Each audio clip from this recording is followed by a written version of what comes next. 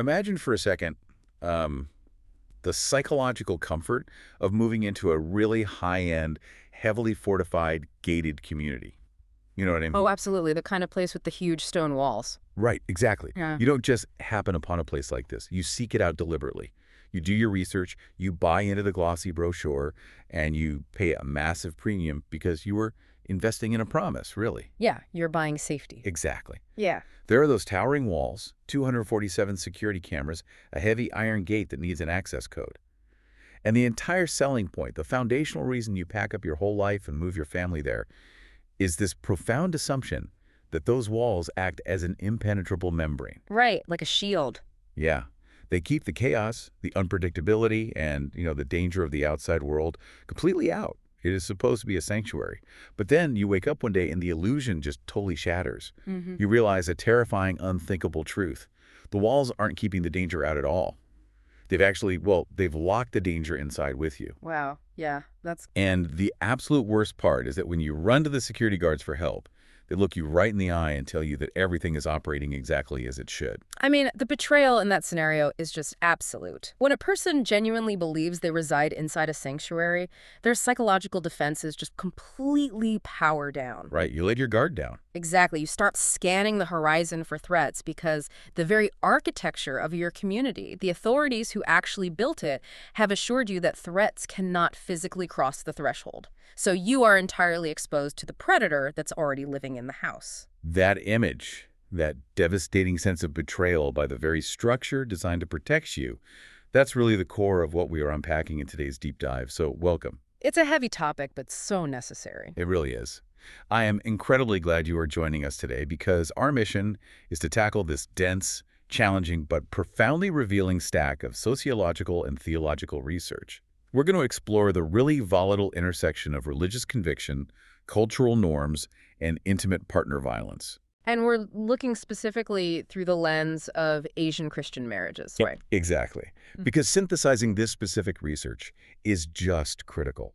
It exposes a massive systemic blind spot that honestly transcends geography. It does, because for decades there has been this pervasive, largely unquestioned assumption held by, ecclesiastical leaders, sociologists, and honestly just the regular people sitting in the pews alike. Right, the assumption of immunity. Exactly. The assumption dictates that active religious participation, like possessing a robust foundational Christian faith, acts as a natural, almost mystical shield against domestic abuse. Like the gated community. Right. The working theory has always been that if a family is deeply embedded in the life of the church, they are somehow, naturally insulated from the relational violence that plagues the secular world. It is the ultimate gated community assumption. People believe the theology itself is the wall. But as we comb through the data today, we're going to see that illusion just completely dismantled. We want to provide you with a comprehensive shortcut to understanding a deeply complex systemic crisis. Which is so important for anyone trying to navigate or help in these spaces. Absolutely. We will examine how ancient sacred texts are actively weaponized to trap vulnerable people. But we won't stop there, thankfully. We are also going to explore how rigorous, historically contextualized readings of those exact same texts are being reclaimed to tear the gates down and liberate them. Which is the hopeful part of this whole deep dive. For sure. But before we look at the empirical data, we really have to clearly define our terms because the chasm between the theological ideal and the sociological reality is vast. So when the sources refer to the orthodox standard of Christian marriage, what is the baseline expectation there? Well, the baseline expectation in Orthodox Christian theology is it's incredibly high-minded and inherently egalitarian. It explicitly rejects the idea of marriage as just a utilitarian social contract. Right. It's not a business deal. Exactly. It isn't merely an economic partnership designed to consolidate wealth. It isn't just a biological mechanism for procreation, and it is fundamentally not designed to be a hierarchical structure where one individual exerts dominance over another. Okay. The theological ideal posits marriage as a sacred, living covenant operating on the biblical principle of becoming one flesh. I want to break down what one flesh actually means in practice, because it sounds poetic. Right? Very romantic. But it carries heavy structural implications. It suggests a holistic integration of two distinct people where both partners retain their inherent imago Dei, the image of God. Yes, their divine dignity. Right. They're supposed to function in a state of perfect, non-coercive harmony. The home is intended to be an incubator for mutual sanctification, where both individuals actively empower one another towards spiritual and emotional maturity. I mean, that is the sanctuary brochure. That's the brochure, yeah. Huh. And contrasted against that brochure is the bleak sociological reality defined as intimate partner violence, or IPV. Right, and how does the WHO define that? So the World Health Organization establishes a broad, comprehensive baseline for IPV. It encompasses any behavior within an intimate relationship that causes physical, sexual, or psychological harm. Okay, so a wide spectrum. Very wide. We are talking about overt physical aggression, sexual coercion, and severe psychological abuse, which includes things like systematic intimidation, humiliation, and deliberate isolation from support networks. The sources, however, argue that when we examine IPV within highly religious communities, that WHO definition is actually incomplete. Yeah, they introduce a terrifyingly specific subcategory. Right, spiritual abuse. Spiritual abuse is essentially the dark matter of domestic violence in religious contexts. It occurs when a perpetrator actively co-opts religious teachings, sacred texts, or their perceived ecclesiastical authority to justify, minimize, or perpetuate their coercive control. That is so insidious. It really is. It is a highly specialized form of psychological violence where the abuser essentially drafts God as their co-conspirator.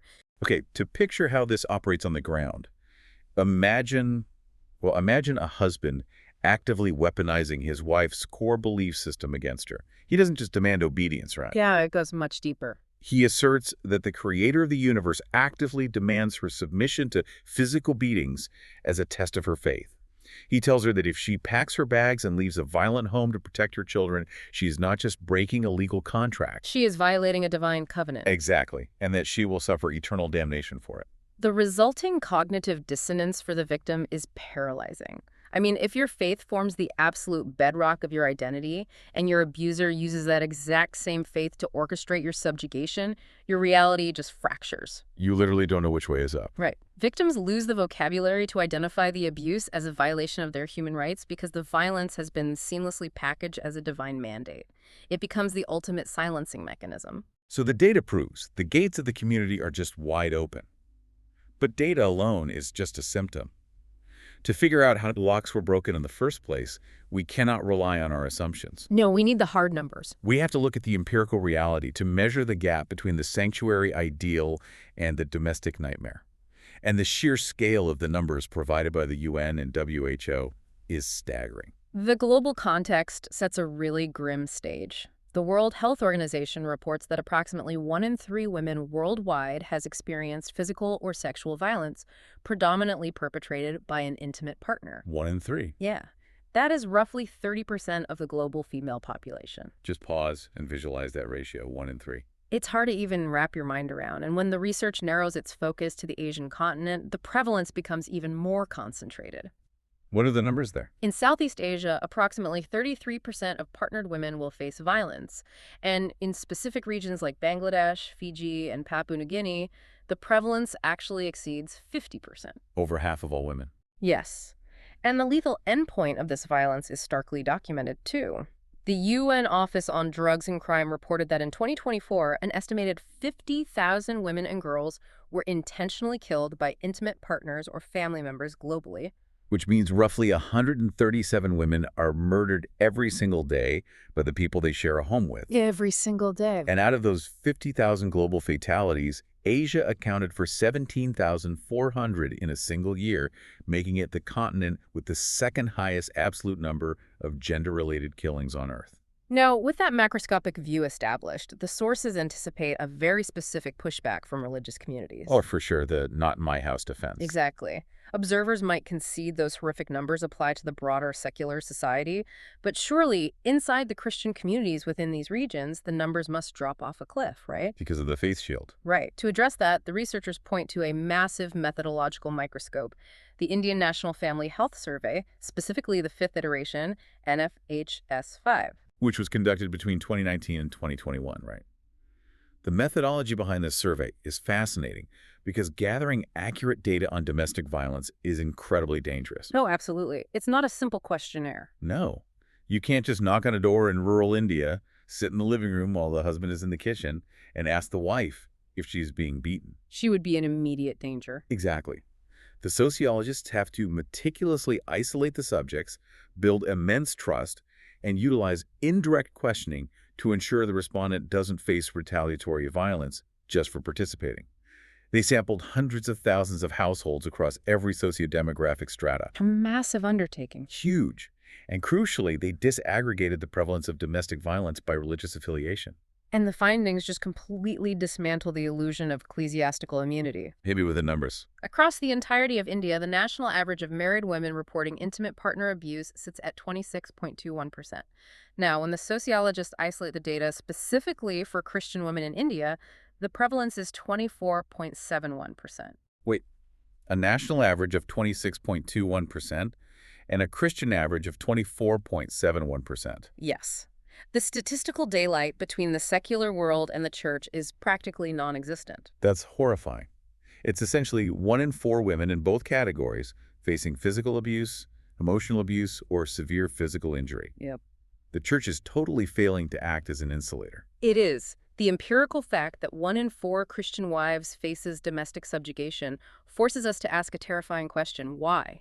Why does the church fail to protect them? What did the sociologists say? They suggest a dual mechanism. First, patriarchal church structures naturally attract abusers who seek environments that will validate their desire for control. Makes sense. It's a structure that rewards dominance. Exactly. And second, these communities often possess powerful systemic silencing mechanisms that actively suppress the reporting avenues that might otherwise exist in secular spaces. Right. And the survey data actually points to an even darker mechanism. They didn't just ask about the experience of violence, they measured cultural attitudes toward it. Yes, the internalization aspect. There is a chilling statistical correlation regarding internalized subjugation.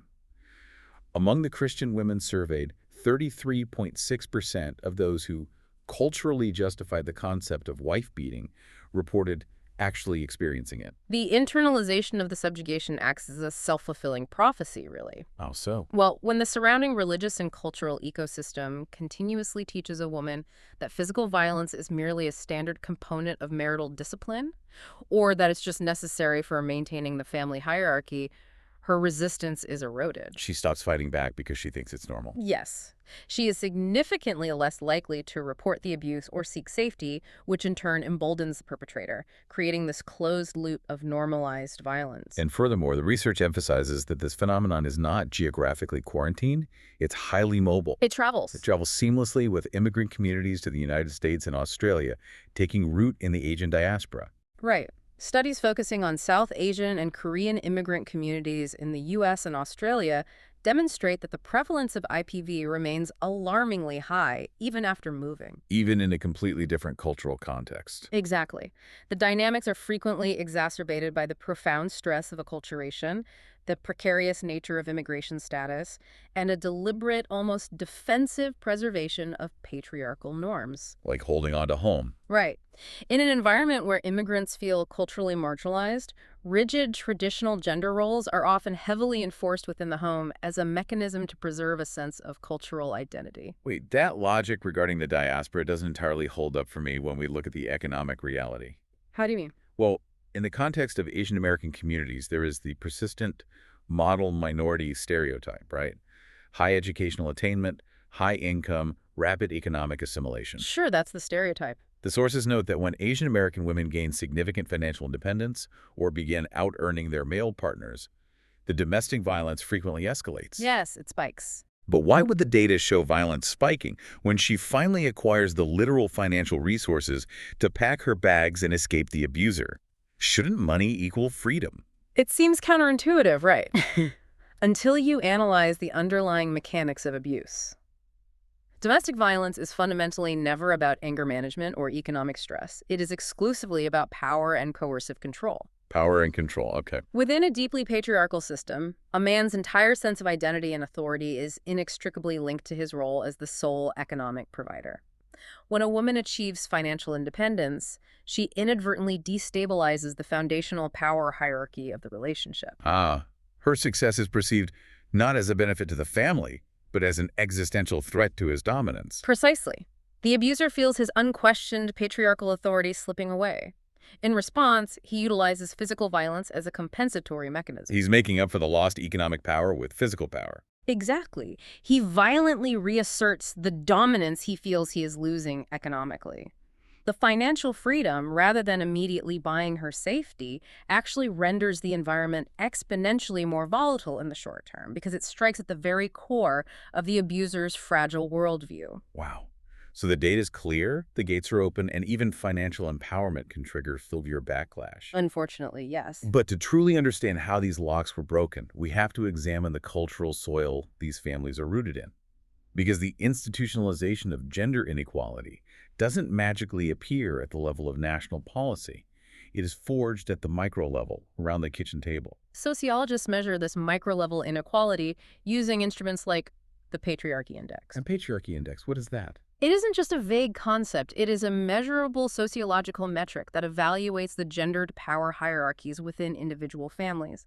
Researchers examine granular details, Like what? like who retains ultimate control over household finances, who dictates the physical mobility of the female members, who has the final, uncontested say in medical or educational decisions. And in many traditional Asian societies, these cultural norms dictate that the husband, or the eldest male, operates as the absolute, unquestioned head of the household. Right.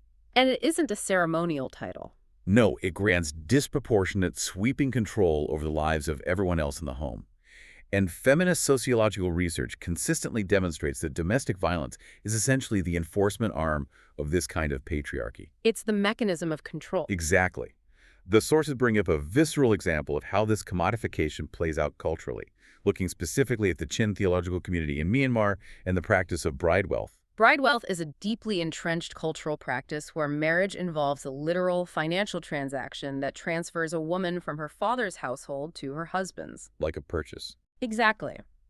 Ethnographic research conducted in Myanmar reveals how abusive husbands explicitly utilize the payment of bride wealth to rationalize their physical and verbal violence. They assert a transactional ownership over their wives. They literally argue that because they paid for her, they own her. Right. They argue that the bride wealth purchased the inherent right to demand absolute silence, compliance, and submission. It fundamentally mutates a covenantal partner into an acquired depreciating asset. Yes. And the moment you strip away a person's imago Dei and recategorize them as property, violence becomes entirely logical within that distorted framework. If a man views his car or his livestock as his property, he feels inherently entitled to manage it however he sees fit, up to and including physical force. Right, because it's his. Exactly. When a wife is viewed through the lens of a financial transaction, domestic battery is just culturally sanctioned property management. That is the exact psychological mechanism that justifies the brutality. But the question remains, what prevents the victim from exposing this commodification to the wider community? Why doesn't she just tell someone? Right. The answer lies in the iron grip of honor and shame culture, specifically the concept of face. Oh, face. To understand the sheer weight of communal honor, or face, you have to imagine an environment where your individual survival is entirely secondary to the collective reputation. It's paramount. It's like a high-stakes mutiny on a ship. In these highly collectivist cultures, if one person breaks the silence and exposes a powerful abuser, the community doesn't just punish the individual, they throw the entire extended family overboard. The stigma is collective. Exactly. If a battered woman goes to the police, her disclosure brings immediate catastrophic shame upon her parents, her siblings, and her extended relatives. And the abuser relies entirely on this cultural architecture. They weaponize the threat of communal disgrace to paralyze the victim. Like blackmail. Exactly. The implicit and often explicit threat is, if you tell anyone about what happens in this house, you won't just ruin my reputation. You will destroy your parents' standing in the community, and you will ensure your younger sisters are never considered for marriage. Wow, so her speaking up punishes everyone she loves. Yes. The penalty for the family is total social ostracization. And so the victim internalizes the role of the martyr. Suffering in complete silence is suddenly elevated from a tragedy to a profound virtue. It is framed as a noble, necessary sacrifice to protect the family's honor. Meanwhile, the basic human instinct to seek physical safety is condemned by the community as a selfish, disgraceful betrayal. The victim is heavily guarded by the walls of her own family's reputation. Compounding this immense cultural pressure is a devastating structural vacuum.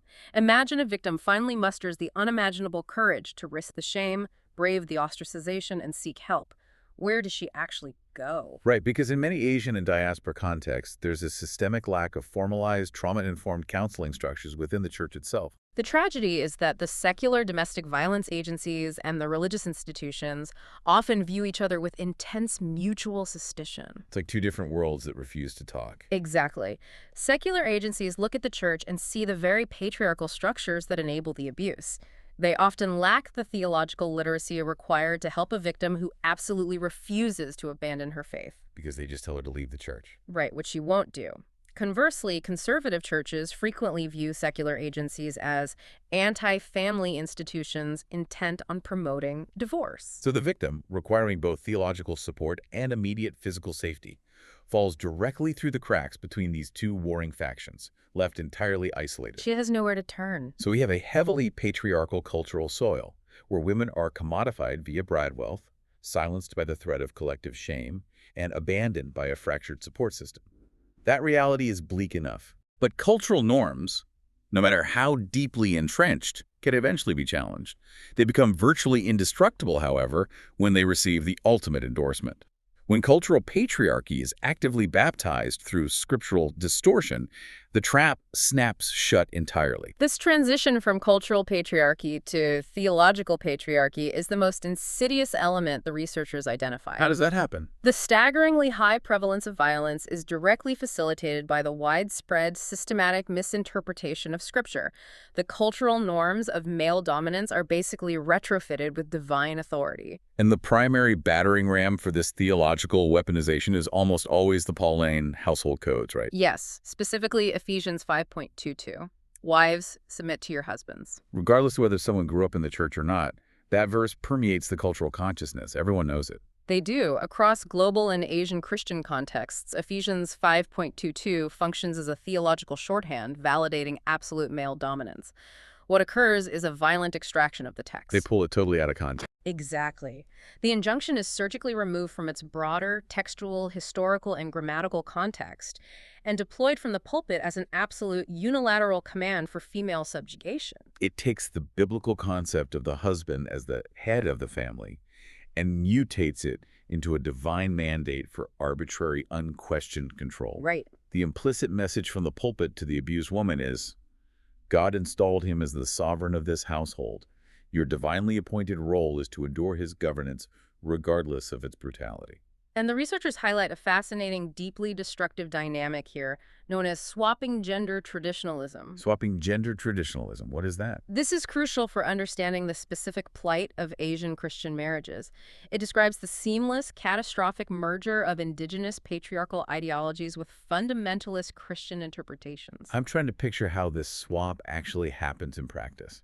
Because if you have a culture steeped in, say, Confucianism, which already demands strict female obedience, and then you introduce fundamentalist Christianity. Well, it sounds like you aren't replacing the patriarchy at all. You're just giving it a divine upgrade. Is that what we are seeing? That is exactly the mechanism. Consider the Confucian doctrine of the 3 obediences and 4 virtues. Okay. For over 2 millennia, this framework dictated that a woman must be subordinate to her father before marriage, to her husband during marriage, and to her sons in widowhood. Always subordinate to a man. Always. When an East Asian culture, deeply formatted by this Confucian hierarchy, encounters a fundamentalist, stripped-down interpretation of Ephesians 5.22, the two belief systems do not collide, they fuse. They form a titanium alloy of patriarchy. That's a great way to put it, yes. The cultural demand for absolute female submission is no longer just a societal expectation. It is now backed by the eternal, unyielding authority of the Christian God. Wow. Christianity, in these specific contexts, fails to function as a liberating force from cultural oppression. Instead, it provides the ultimate divine mandate for it. So if a woman attempts to resist an abusive husband, she isn't merely being a rebellious wife culturally. She is engaging in direct spiritual treason against the Creator. Which creates an inescapable psychological prison. And this leads directly to what the researchers identify as a deeply toxic theology of suffering. I have to admit, reading the specific findings on how clergy actively counsel abused women genuinely shocked me. It's deeply disturbing. The researchers document instances where battered women are told that their endurance of domestic violence is spiritually akin to Christ enduring the cross. It represents a profound, dangerous theological distortion. Victims, sitting in the pastor's office, covered in bruises, are instructed to emulate the example of Christ, who remains silent before his accusers. It's sickening. The pastoral advice dictates that their passive endurance of being repeatedly battered constitutes a holy cross they have been chosen to bear for the sake of preserving their marriage. That logic doesn't just fail. It fundamentally rewrites the gospel into something monstrous. How so? Well, if you tell a woman who is trapped in a burning building that sitting quietly and letting herself burn to death is her holy duty, you are effectively declaring that God is the arsonist. Yeah. You are asserting that God actively demands her torture for his glory. Theologians dissecting this phenomenon agree completely with that analogy. It grossly perverts Christology. It equates systemic, non-redemptive, one-sided domestic terrorism with the salvific, voluntary, world-redeeming sacrifice of the Savior. It is theological malpractice of the highest order. It really is. And this toxic theology of suffering is almost always paired with the weaponization of rapid forgiveness. The pressure for the quick, superficial apology. Exactly. Clergy lacking trauma training frequently pressure abused women to instantly forgive their husbands the moment the abuser displays any sign of ostensibly repentant behavior. Like buying flowers after a beating. Right. They tragically confuse momentary manipulative remorse, what domestic violence experts recognize as the classic honeymoon phase of the abuse cycle, with genuine, sustained behavioral transformation. The entire objective of this immense pressure, the demand to carry the cross, the forced rapid forgiveness, the silencing of the victim, is aimed at one singular goal, isn't it? Preserving the legal institution of the marriage at all costs. Right. The preservation of the family unit is elevated to the supreme moral directive. Scholars refer to this prioritization as the holy hush. The holy hush. It is the ultimate idolatry.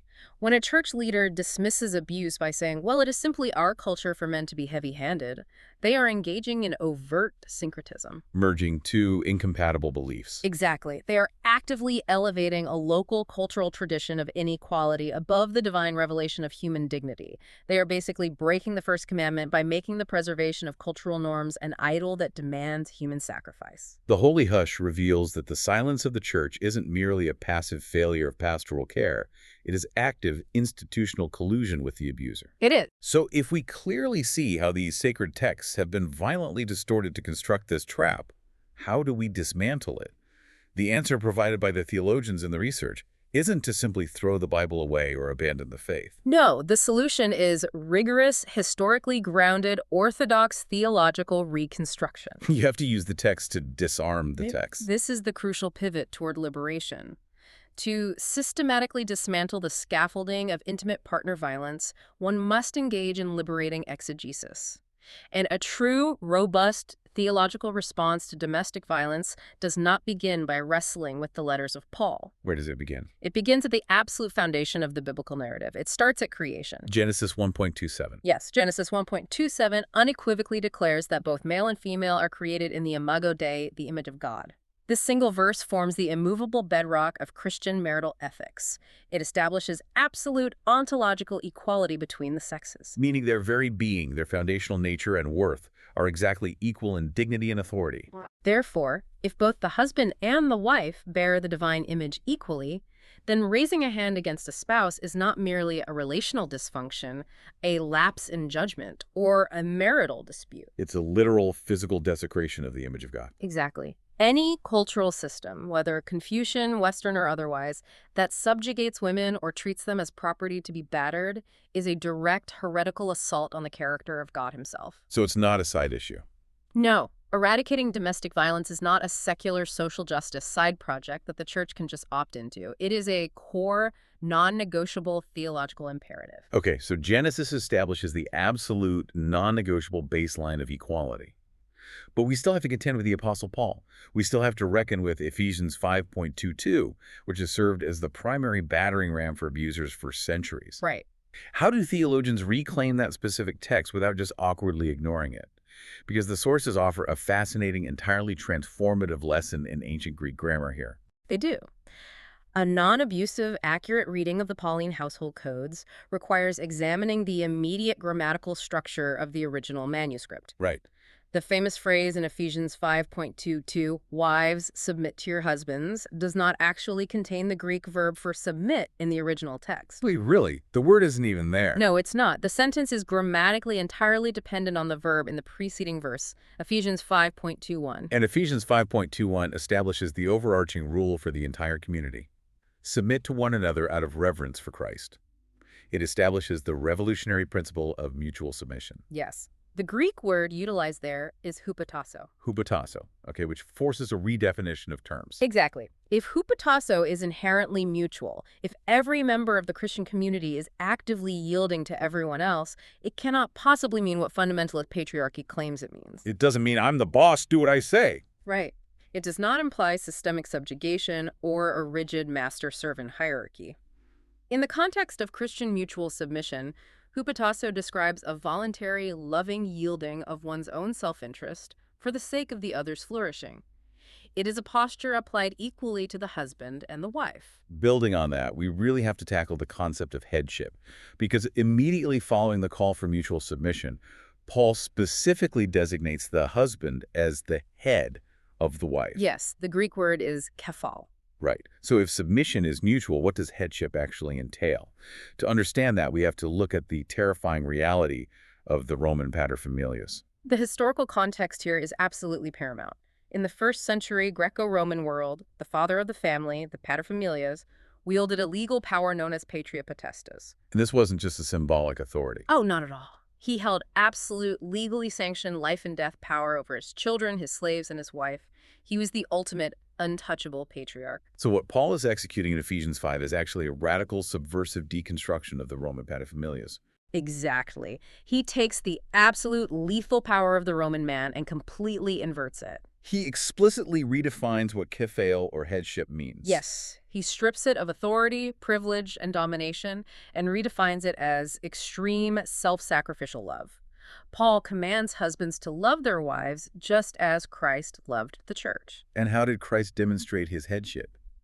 Not by barking orders from a throne. No, by stripping down like a slave to wash his disciples' dirty feet, and ultimately by dying a gruesome, agonizing death on a Roman cross for their salvation.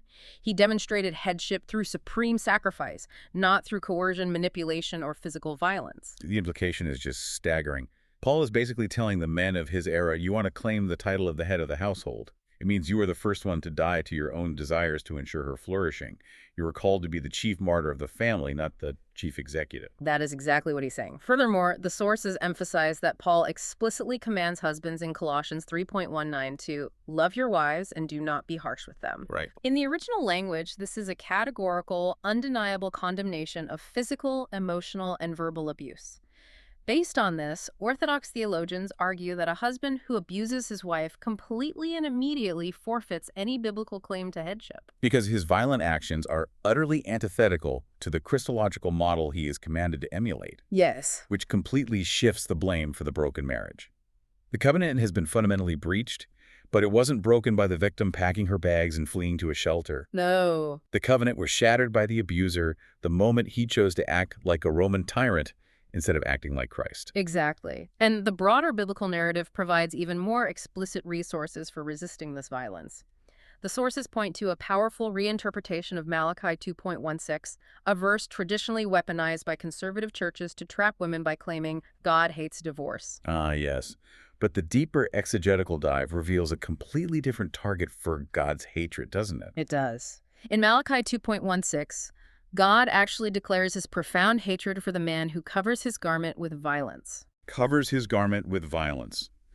What does the garment signify? The garment in ancient Near Eastern culture is a profound metaphor for the marital covenant. A husband placing his garment over his wife symbolized his vow to protect and provide for her. Oh, see. By covering that metaphorical garment with violence, he is desecrating the vow of protection. The text is actually a divine, burning condemnation of the violent husband. It is a massive paradigm shift for a victim. Huge.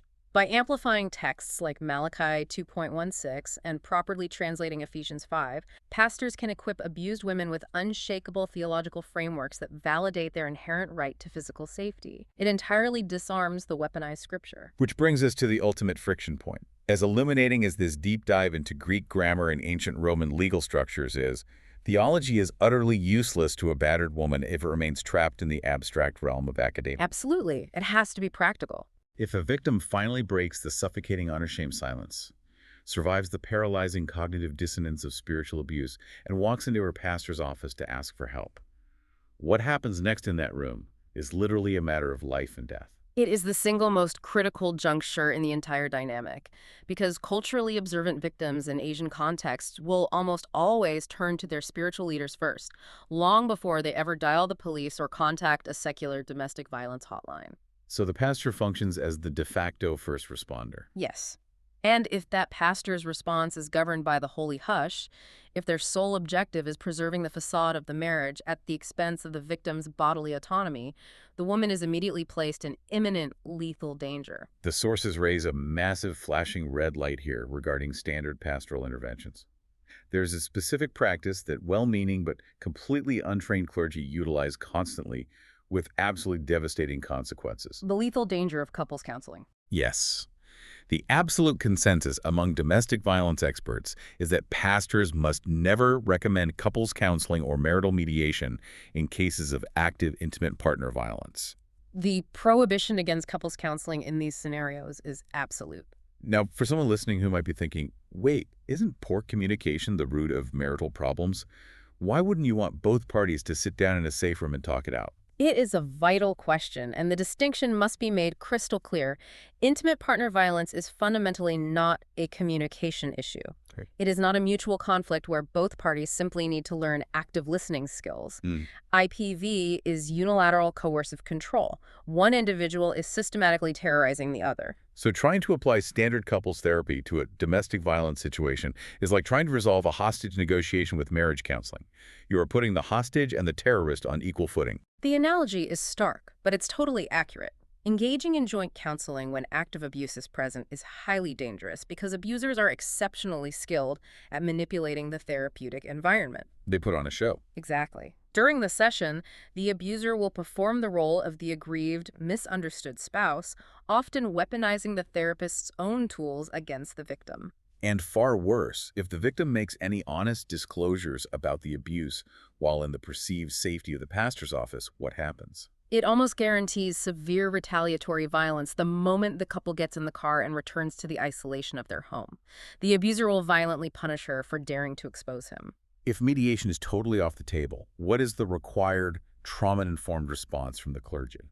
The required response is immediate separation and prioritizing physical safety above all else. The pastor must completely bifurcate their care. Separate the two parties entirely. Yes. For the victim, the response involves immediate secure referrals to specialized domestic violence advocates, legal resources, and safe shelters. And for the perpetrator? The response must be strict, uncompromising legal and financial accountability. True biblical repentance for an abuser does not consist of weeping in the pastor's office and promising to do better. Right. No more quick forgiveness. Exactly. It demands full submission to the legal consequences of their violence and long-term engagement in specialized secular batterer intervention programs. Which really highlights the ultimate structural solution. The church cannot tackle this epidemic in isolation. They absolutely cannot. They must actively dismantle the holy hush and build what the sources call coordinated community responses, or CCRs. Faith communities must bridge the gap and partner formally with secular law enforcement, specialized shelters, and psychological professionals. The mutual suspicion we discussed earlier has to be overcome. Have there been successful models of this? Yes, the sources cite highly successful modern initiatives to achieve this, such as specialized web-based learning modules developed specifically for Korean American clergy. Oh, that's incredibly specific and useful. It is. These modules provide pastors with private, culturally sensitive, rigorous education on the complex dynamics of IPV. It basically transforms these leaders from dangerous roadblocks into vital, life-saving support nodes. And beyond crisis response, the sources emphasize the power of prevention. The ultimate preventative strike against theological patriarchy is comprehensive, premarital counseling? In contexts where cultural expectations heavily favor male dominance, particularly in arranged marriages or within highly patriarchal family structures, premarital counseling serves as the most strategic intervention point. They can head it off before it starts. Yes. Pastors have the opportunity to explicitly deconstruct toxic cultural power dynamics before the marriage even begins. They can proactively teach the theology of mutual submission, the equal partnership established in Genesis 1, and firmly dictate that harshness, control, or violence is spiritually abhorrent. It lays a concrete theological foundation that empowers the couple to resist the gravitational pull of their surrounding cultural patriarchy. So, synthesizing everything we've journeyed through today, we've examined how deeply ingrained cultural assumptions, the desire to live in a secure, gated community, can completely hijack our core belief systems. Yes. We've seen how the brutal empirical data of 1 in 4 women experiencing violence shatters the illusion of safety within the church. We've explored the dark, insidious reality of how sacred texts are surgically extracted and weaponized through the holy hush to keep victims paralyzed by communal shame. It's a dark reality. But powerfully, we've also seen how a rigorous, historically contextualized understanding of those exact same texts can dismantle the trap, returning us to the profound, absolute equality of the Imago Dei. And the implications of this research extend far beyond the specific demographics studied. Why is that? Why does this deep exploration of Asian Christian marriages matter so profoundly to you, the listener, regardless of your personal background or belief system? It matters because it highlights the vital, life-saving necessity of rigorous critical thinking. The mechanisms of coercive control, the weaponization of shame, and the idolatry of institutions are universal human flaws. It can happen anywhere. Exactly. Whenever any institution, whether it is a religious organization, a corporate hierarchy, or a familial structure, demands that you ignore active harm or asks you to overlook the suffering of the vulnerable in the name of preserving tradition, culture, or the reputation of the institution. Massive alarm bells should ring in your mind. Absolutely. The mechanics of subjugation are universal. Only the cultural packaging changes. Which leaves us with a final provocative thought for you to mull over as we conclude this deep dive. We've just spent the hour examining how an entire community seamlessly, disastrously confused cultural patriarchy with a divine, unquestionable mandate. It really demands profound self-reflection. It does. It forces you to ask, what modern, everyday cultural norms, whether embedded in your workplace, your secular political worldview, or your own personal, deeply held belief system, are you currently elevating to the status of absolute, unquestionable truth, simply because you have never taken the time to critically decouple the core truth from the cultural packaging it was handed to you in? It is a question that requires constant vigilance. I mean, how many of our cultural assumptions are we unknowingly baptizing as undeniable reality? Because if we refuse to ask those hard questions, if we simply accept the brochure at face value and refuse to inspect the foundation, we might find ourselves meticulously building walls that we believe are meant to keep the danger out, only to realize far too late that we've locked the danger inside with us. Keep questioning the walls.